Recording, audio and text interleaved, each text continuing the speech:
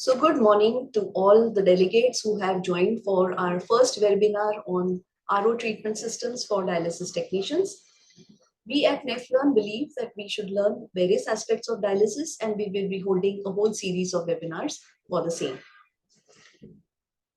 I would like to introduce myself. I am an administrator, have been an administrator for the last 25 years of a nephrology unit and a qualified pathologist. I'm also a qualified auditor for Dialysis Center accreditation standards in India and have been a member of the technical committee for the revision of these standards. I've been an author of chapters in the Handbook of Dialysis for Technicians, which was published by Central India Nephrology Society in 2013. For the certificate course and diploma course, which is conducted by the universities, I have been a faculty, and currently I am founder of Nephlearn, which is India's first app for dialysis technicians.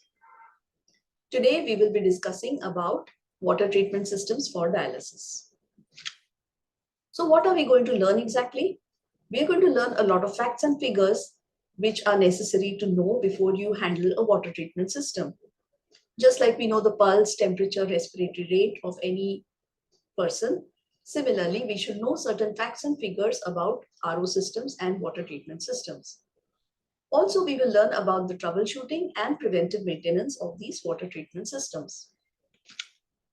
We all know this diagram about the RO system and the water treatment system in our units. Water comes into a raw water tank. From there, it is sent by a booster pump into the pre-treatment systems.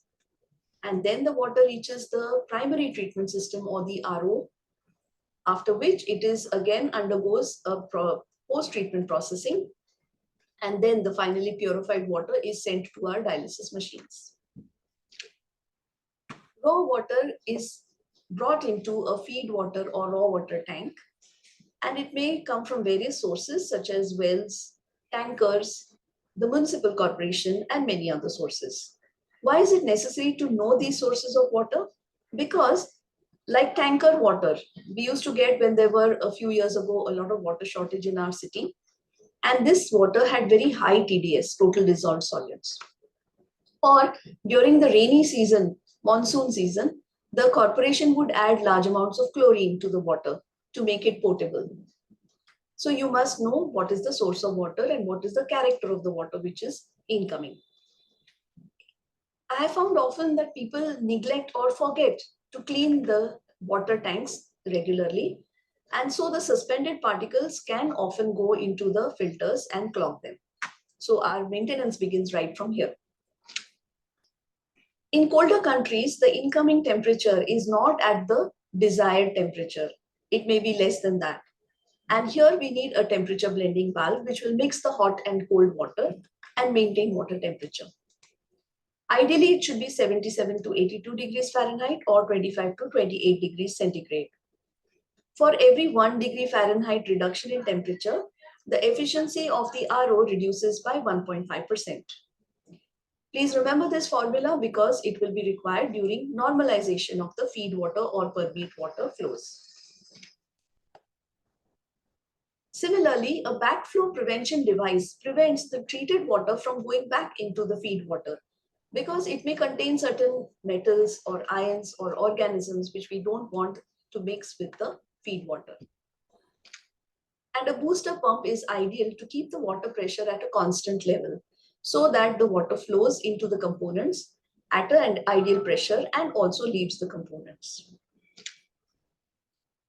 Like I said, if the water incoming is very alkaline, then we can use chemical injection systems in which certain acids are fed into the water. And then sand filters, softener, and carbon tanks form the main components of the pre-treatment part. Sand filters are also called as multimedia filters. And most importantly, they need a regular backwash. If you've ever been to a beach, which you must have, then on the wet sand, you can leave your footprints. In the same way, when water flows through a certain path in the sand filters, then it creates a path, and only around that path, the sand filter removes the suspended impurities, which means that the rest of the The rest of the sand does not remove any impurities and is unused largely. What we need to do is what this water does, it washes out these footprints. Same way, when you do a backwash, this path is removed and the sand is completely jumbled up and therefore available for use. And this is how you optimize the performance of the sand filter. So a backwash regularly done is a very essential component. The softener similarly has polystyrene beaded resins, which are coated with sodium chloride. And whenever this sodium coating is there, it is exchanged for the hard elements like magnesium and calcium, which then get adsorbed onto this polystyrene beaded resins. A time comes when this magnesium and calcium completely coats this resin. And at that point of time, we need to remove those and replace them with sodium. And that's the role of the brine tank. These sodium elements are reattached to these beaded resins, and the calcium and magnesium is removed in the drain water. And this entire process is called as regeneration. If the softener doesn't work, then the patient has long-term complications like bone disease. But more importantly, our machines get damaged. And these particles accumulate in the hydraulics or on metals and destroy them. And therefore, we need to maintain our softener at all times. How will we check the softener? Most importantly, we will check it with a hardness. How much is the hardness using a kit? And we will also need to check the brine tank. Pressure gauges are a very important part of the checking of an RO system. Before the component and after the component, there should be pressure gauges so that if there is a difference of more than 10 psi, then we will know that there is some problem with the component. And what do we do? What we do is we can change the softener, but more importantly, we can do a change the brine and do a regeneration first. There are usually two carbon tanks, a worker tank and then a polisher tank, and they are filled with granular activated charcoal, which is made up of coconut shells, peach pits, wood and bone. And the particle sizes are called mesh sizes. Most important function of these carbon tanks is to remove the chlorine and chloramine by adsorption. A mesh size of 12 by 40 should be used so that there is a large enough surface area for adsorption to occur. And the iodine rating should be more than 900. It is a measure of the carbon adsorption capacity. And the third important concept is empty bed contact time. What is this? This is the time taken by the water to remain in contact with the charcoal or any other component for that matter. So water enters the tank, remains in contact with the charcoal, and then is released. And the ideal time is 10 minutes. For free chlorine, the time recommended is 4 to 7 minutes, but for chloramines, the time recommended is 10 minutes. So we can have the water remaining in one tank, the worker tank for 5 minutes, and then the polisher tank for another 5 minutes, and a total time of 10 minutes is then available. There are online calculators which can tell you this empty bed contact time, in which you have to input data like the diameter of the tank in centimeters, the length of the tank in centimeters, and the flow rate. Now, if the time comes less than 10 minutes, then what we need to do is adjust the flow rate because you cannot adjust the diameter or the length of the tank. If the carbon tank doesn't work, that is the chlorine and chloramines are not removed, then what happens is that chloramine is an oxidant and attaches to any oxygen molecules which are present in organic matter. So when exposed to blood, it will attach itself to the oxygen molecules in the red blood cells and causing them to rupture, and therefore the patient will experience hemolysis. And when we check, we will find that there is an increased chlorine and chloramine level, and also that the empty bed contact time is reduced. And what we need to do is a backwash and then check the chlorine again, and finally, if necessary, change the carbon resin.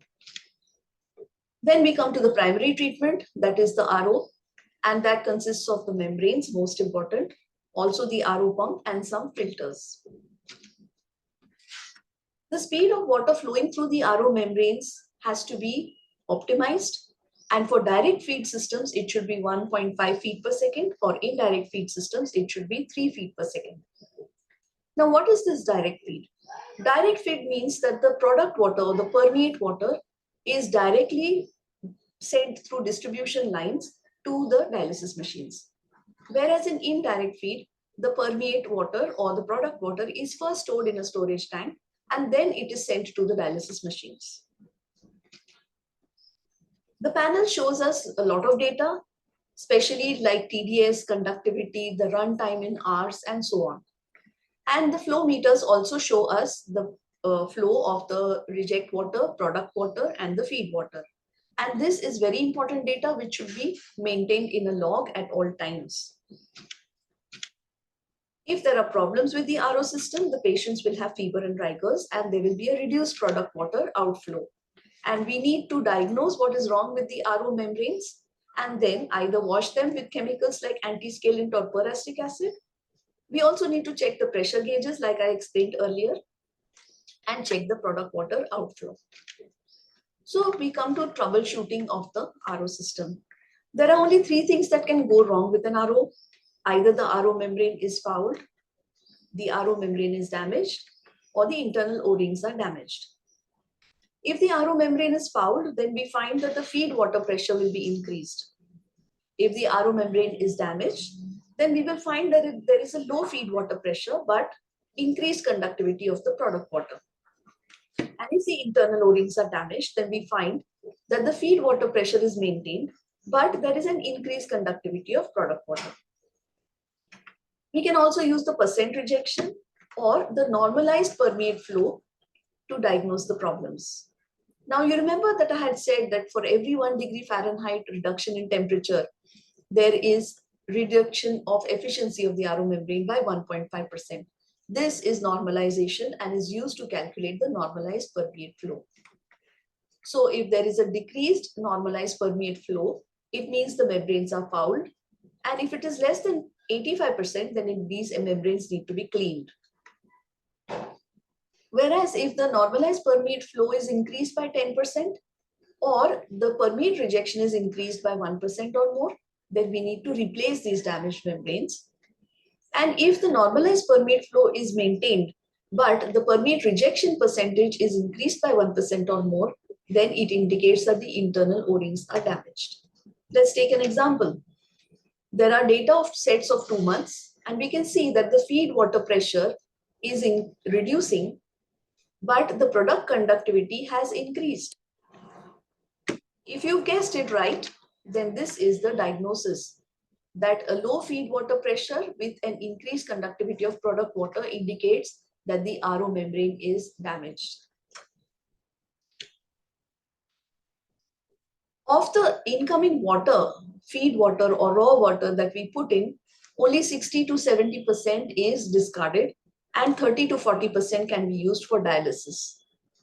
Unfortunately, this 60 to 70% of water is a huge volume and it is labeled as reject water. But truly, it only contains a high amount of total dissolved solutes and should be reusable. And therefore, this leads us to green nephrology concept, which will save our planet in the long run. And we should all try and practice it. Excuse me. So how is green nephrology implemented? If you need further consultation on this process, do contact us. In the post-treatment system, the most important is the deionizers, in which the cations are exchanged for hydrogen ions and anions are exchanged for hydroxyl ions, and water is formed. These may be a dual or a mixed bed resins, but the mixed bed resins have a better performance. What we must remember is that chlorine should be removed before you send the water to a deionizer, because in the deionizer, chlorine and chloramine convert to nitrosamine, which can be carcinogenic. The measurement of performance is using a resistivity meter, and the reading should be less than 1 mega ohms per centimeter.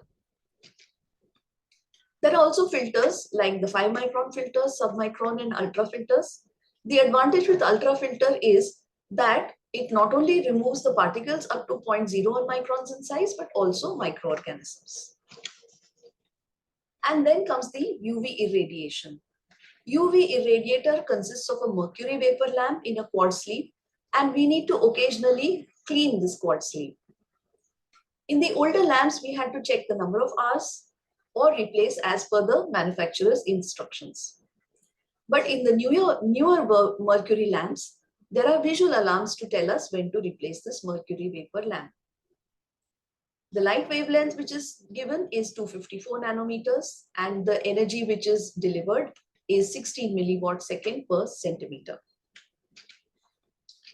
If there is any problem with this system, then the patient has fever with chills and rigors, and we need to do the water culture, endotoxin levels, and finally a line disinfection, RO disinfection, and check for any blind ends. Why blind ends? Because these cause stagnation of water in which microorganisms grow. These are the general principles of preventive maintenance, and the most important and number one is maintenance of logs. As we saw in the early example, if we maintain logs, we can actually track where the problem is. We need to also check the pressure gauges daily, and a pressure difference of more than 10 psi in any component will indicate trouble in that component. We also need to do a daily backwash and rinse. I remember we had a female technician who was very short, and her hands couldn't reach the multiport valve at all. And so for many days, she didn't do a backwash, which led to failure. Also, we need to check daily the brine tank and the dosing pump. Sometimes the water is there and the salt pellets have dissolved, and we believe that it is a concentrated solution, but it may not be so. And this needs to be checked. We also need to check the product water flow every day to find out whether it's reducing or not. And most importantly is the symptoms of the patients. Sometimes in one shift, many patients will show similar symptoms of maybe fever with chills and rigors, of maybe hypotension, of maybe vomiting, nausea, of maybe even a chest pain or hemolysis. And all of these patients, when they exhibit symptoms similar to each other in one shift, then we must suspect that the water is at fault and do a proper root cause analysis using Ishikawa diagrams, using 5Y methods and other methods and techniques. Water needs to be checked once in a while, and these are the three parameters: the water quality, the chemical analysis, and the microbiological testing. The hardness should be less than 20 parts per million, and the water pH should be 6.8 to 7.8, which is isotonic with blood. And these are all the chemicals that one should test for at least annually as per the AMI standards. But chlorines and chloramines, however, need to be checked daily. Also, the microbiological testing needs to be at least once a month, and that too in a proper laboratory which has ISO 15189 accreditation. So what do the microbiological tests tell us? That AMI guidelines or ISO and ANSI guidelines are followed. And as per the ISO ANSI guidelines now, the water for dialysis should contain less than 100 CFU per ml microorganisms. What does this mean? It means colony forming units. So 1 ml of water is taken and added to a pore plate culture. After culture, whichever colonies are formed, each indicates one microorganism. So this should be less than 100. Also, the endotoxin level should be less than 0.125 EU per ml. And for ultra pure water, the standards are even more strict. Stop doing dialysis once you suspect that there is some kind of endotoxins or microorganisms in the water, and do a proper line disinfection. Also inform your control team, infection control team, and discuss with them what is to be done further. And restart only after acceptable levels of microorganisms have been reached. Do you want to learn more about dialysis technique? Then go to Nephlearn app on Google Play Store for more details. Nephlearn has more than 113 videos on various dialysis techniques. Test series on every topic with 24/7 live chat support on Nephlearn. Nephlearn provide live webinar for more demonstration and one-to-one mentor support if needed. Buy now, visit on Play Store to get the Nephlearn app.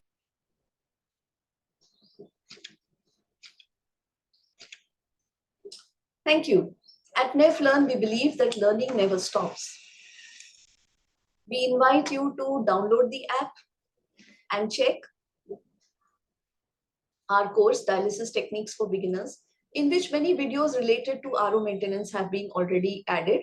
You can look up module number 11, in which there are videos on how to measure chlorine, how to do a backwash, how to check the TDS, and so many other videos. So enjoy the learning and see you at our next webinar. Share, subscribe to our channel, and look for more information in the description on how to contact us if you need guidance on anything further. Thank you.